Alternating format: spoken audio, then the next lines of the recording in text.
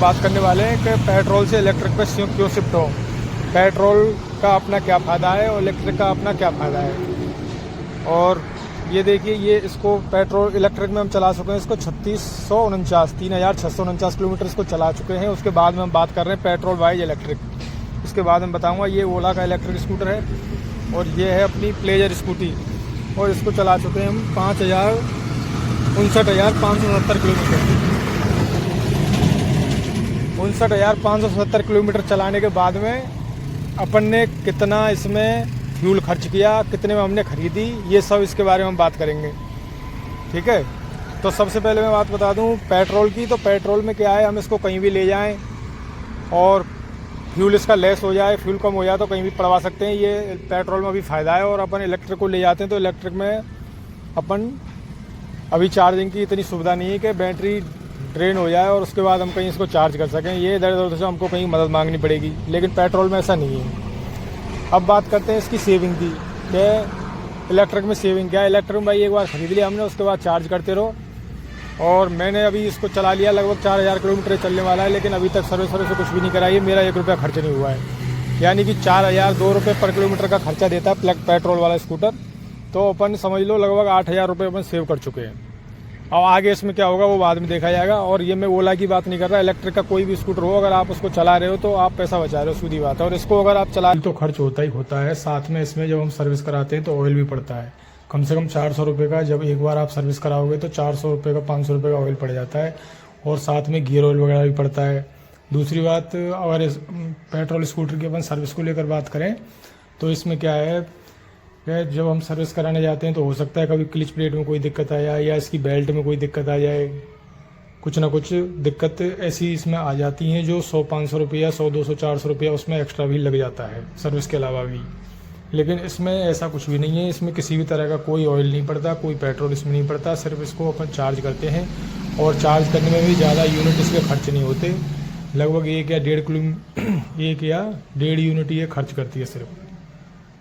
तो भाई सबसे बड़ी बात यह है कि अगर अपन इलेक्ट्रिक स्कूटर ले रहे हैं, चाहे वो किसी भी कंपनी का हो, तो फर्स्ट डे से उसमें सेविंग है। आप उसको बेझिझक चला सकते हैं, चलाने के बारे में बिल्कुल नहीं सोच सकते, कहीं भी ले जा सकते हैं, बार बार ले जा सकते हैं। लेकिन पेट्रोल वाहन के लिए सोचना पड़ता है गाइस कि अभी हम जाके आए, पेट्रोल खर्च हो जाएगा। लेकिन इसमें ऐसा कुछ भी नहीं है, ना कोई ट्रैफिक का झंझट है। ट्रैफिक वगैरह हम कहीं आप फंस भी जाते हो तो कोई फ्यूल बर्न नहीं होता। और इसको लेके जाओगे आप तो ट्रैफिक में भी अपना फ्यूल बर्न करोगे आप 100%। तो सबसे बड़ा फ़ायदा इसमें जो है मनी सेविंग है ये।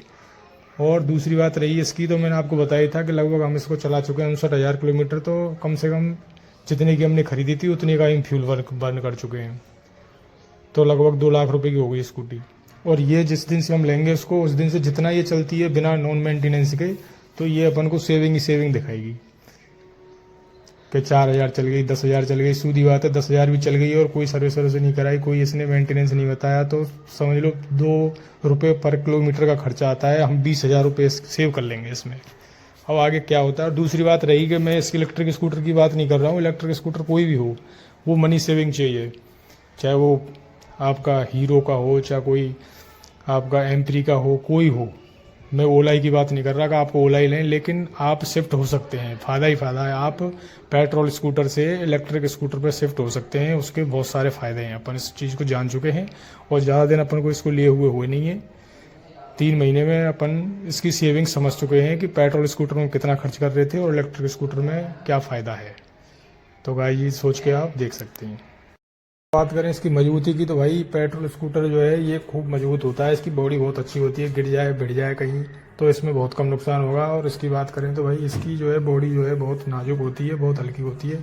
जहाँ तक मुझे आइडिया है इलेक्ट्रिक व्हीकल कोई होगा बॉडी शायद ऐसी होगी, इसकी बॉडी कोई खास नहीं है भाई।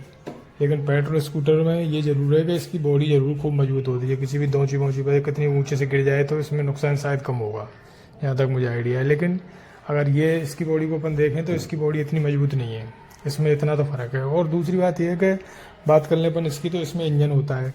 इंजन में अगर आप इंजन कोई चीज़ ऑपरेट कर रहे हो इंजन से, तो भाई इंजन में तो बहुत सारे नुकसान वगैरह भी हो सकते हैं, बहुत सारे खर्चे भी होते हैं इंजन में। तो इसमें कोई इंजन ऐसा कुछ भी नहीं है।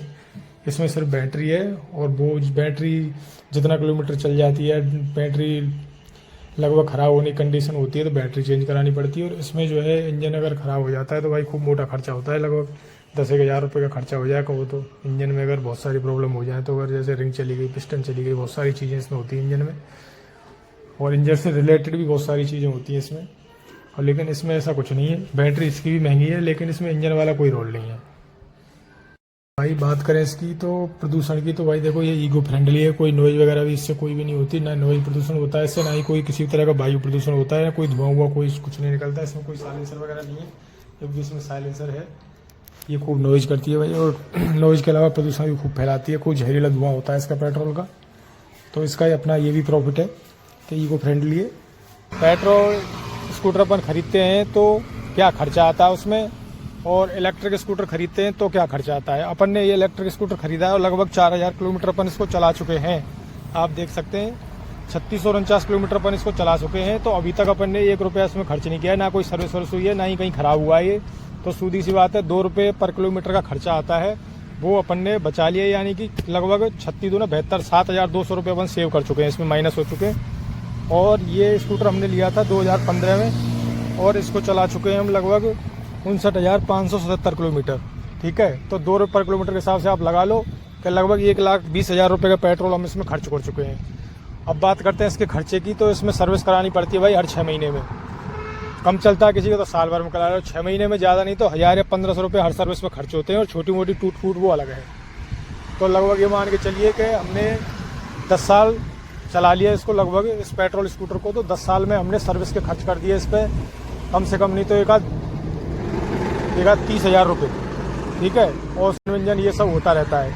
और बात करते हैं इलेक्ट्रिक स्कूटर की, तो इसमें ऐसा इंजन विंजन का कोई झोल नहीं है। इसमें सिर्फ बैटरी है, अगर बैटरी आपकी ख़राब हो जाती है या ख़त्म हो जाती है तो आपको चार्ज करनी पड़ती है। और चार्जिंग स्टेशन अभी इतने हैं नहीं कि आप कहीं भी चार्ज कर सको, बस इसमें एक नेगेटिव पॉइंट यही है। और बाकी चार्जिंग स्टेशन वगैरह जब इजीली उपलब्ध होंगे आपको तो उसमें ये वाली भी दिक्कत नहीं रहेगी। और इसमें रही फ्यूल की बात, तो इसमें अपना ये फ़ायदा है, कहीं भी फ्यूल ख़त्म हो जाए या लेस हो तो आप इसको कहीं भी डला सकते हैं। लेकिन बात करते हैं अपन सेविंग की, तो सेविंग में इलेक्ट्रिक जो है बाजी मार जाता है। इलेक्ट्रिक स्कूटर जो है कम से कम हमको जितना हम चलाएंगे उतनी ही सेविंग हमको देगा। और जो कोई खराबी वराबी है उसका भी मैं आपको रिव्यू दूंगा। लेकिन करंट में बस मैं यही बताना चाह रहा था आपको, इलेक्ट्रिक वाइज पेट्रोल में क्या अंतर है, कितना इसमें फ़ायदा है, कितना इसमें नुकसान है। और बात करते हैं अपन की डबलिंग ट्रिपलिंग, तो इसमें भी भाई ये स्कूटी है, इसमें भी दिक्कत होती है डबल ट्रिपल में, तो इसमें भी सिंगल में ही, ये दोनों सिंगल में ही ईजीली बढ़िया जाती है।